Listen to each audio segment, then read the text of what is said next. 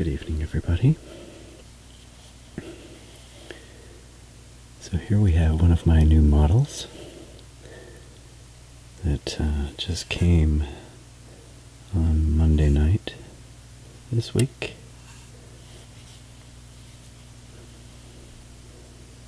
This is the Porsche Carrera GT, and it's been in my wish list for a really long time.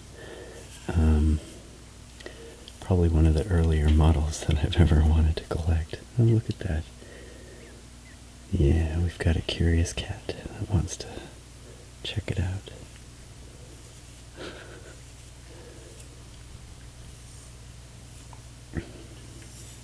Okay.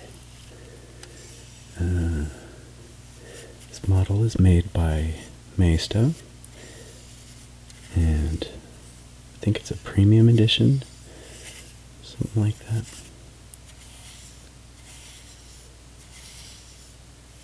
And I'm very pleased with the quality of this model, considering it wasn't too expensive. And I believe this is the first model I have in my collection in silver. I don't think that... I mean, most of my other cars are black or dark red, dark blue. Occasionally I've gotten some in yellow. But yeah, somehow I tend to avoid silver unless that's just the color that the livery of the car comes in, like one of my DTM cars. But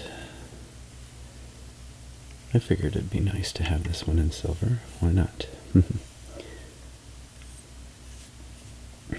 Of course, those of you who might be fans of Paul Walker, including me, you know, unfortunately the Carrera GT is a bit of a sad car because of that. But I still think it's a really beautiful car, and I've just felt like my collection was kind of incomplete without a Carrera GT in it. So here it is. The first thing I noticed about this model is the incredibly nice quality. The way this engine cover feels when you open it, it just feels very chunky and solid, and yet it has a nice full degree of opening. Look at that, it's almost vertical. Let's go ahead and turn this around here. I mean, look inside, look at the detail. Some of this is just a sheet of plastic that's been painted with some silver, like over here. But it's pretty awesome what you can see of this V10 engine. You know, the huge parts of, I would guess, what, the injection and the block, and then you get all these pieces down here that are, I believe, part of this suspension, including those real metal springs down there. That's amazing. I mean, you never get that level of detail in models at this price range. It's just not ever going to show you this much, and so I was pretty surprised that this Carrera GT came with this much detail. In fact, this seems to have a working suspension. Look at that.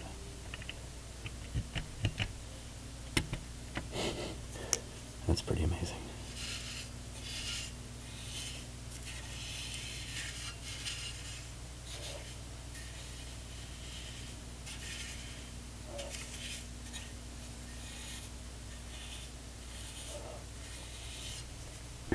And wow, part of why I love this car is because of the way this engine sounds. It's a V10, which has a very particular engine and exhaust note.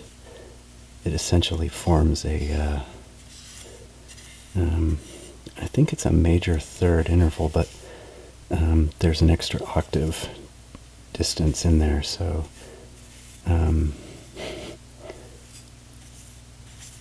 yeah, I mean, it basically sounds like a, you know,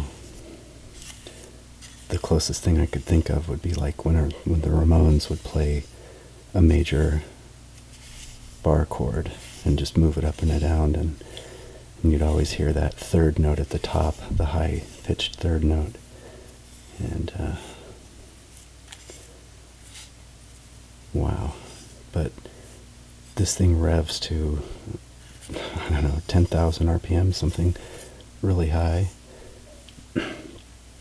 And it's just an incredible noise this thing makes.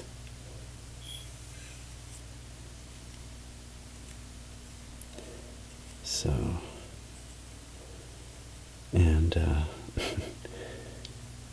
what was really funny is, I mean, it was very tragic what happened to Paul Walker and his friend who was driving, basically, you know. Yeah, I'm sure if you know about it, it's a very sad incident, but Porsche actually did have a memo that went out to the dealers about this car that explained just how special it was, and you couldn't just let anybody drive it. Not only that, you couldn't just drive the car anywhere.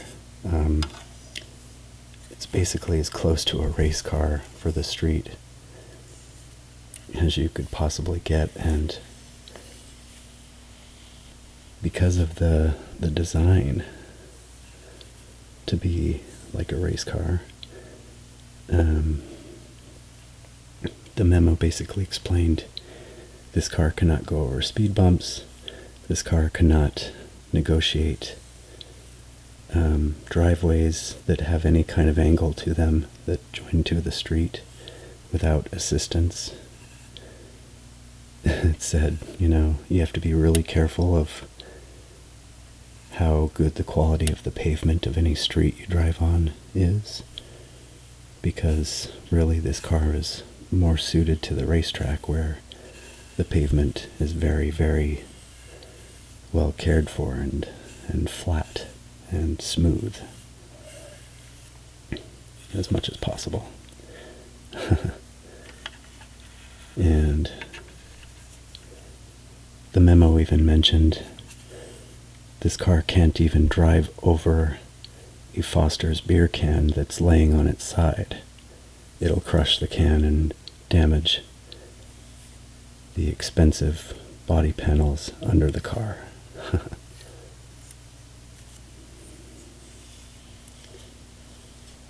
Anyway, this model has nice, beautiful doors, and you might be able to see these gorgeous little panels that are on the inside of the door sill that say Carrera GT on them.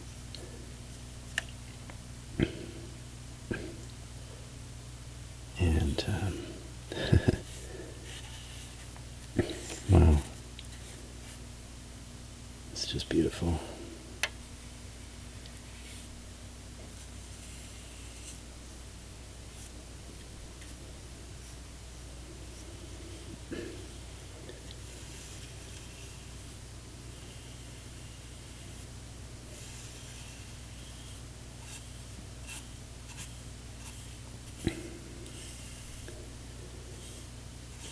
I don't know if you've seen the movie Fracture.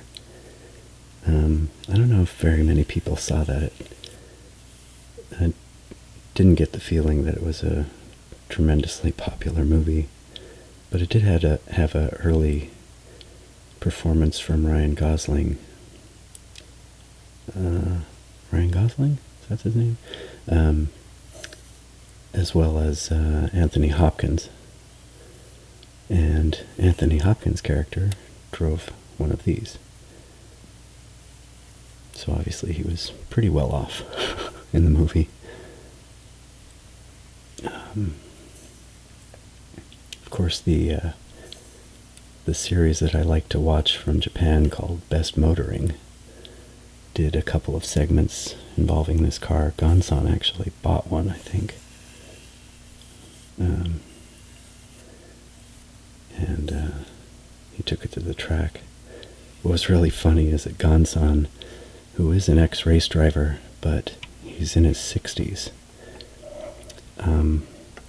his first impressions of driving this car around the Suzuka racing circuit were that the car had been set up to be somewhat conservative.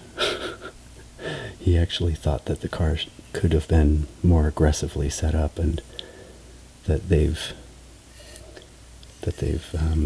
balanced the car so that it's a little easier to drive, because they figure the clientele wouldn't necessarily be, familiar with the demands of driving a real race car.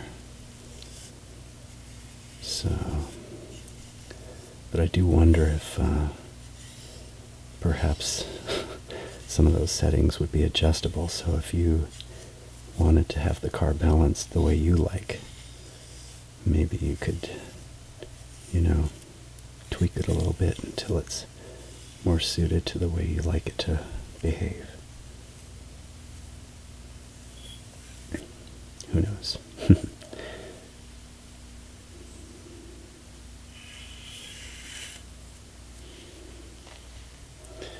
Let's turn it over so you can see the bottom.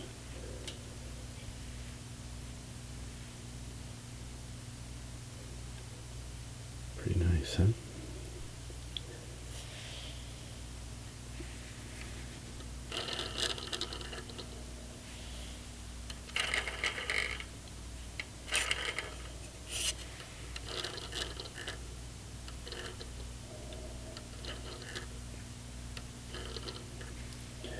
I love these huge brakes and brake discs inside there. Unfortunately, this model does also have a cute little compartment on the front. Unfortunately, I don't think this model, looks like the wheel nuts on both sides are the same color. Very often, if a supercar has these wheel nuts that are just one single nut in the middle, they'll often color the ones on one side of the car will be blue, and the ones on the other side of the car would be red.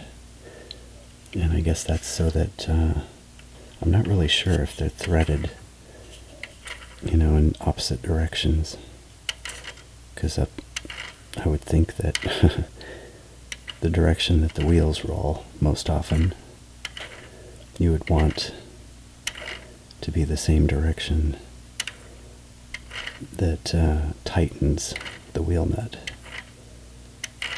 So, I'm not sure.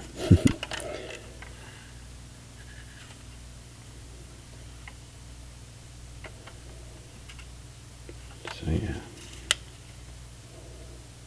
it's a beautiful car though.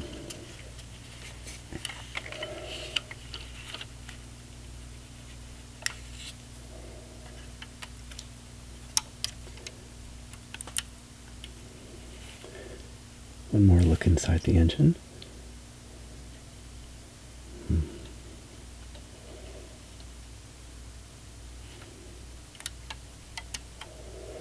Oh, and note that the steering wheel does turn if you point the wheels left and right.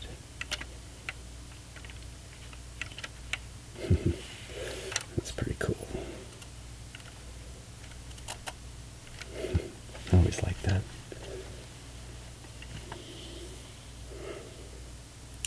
Alright. Perhaps we'll do a little more brushing of these little emblems.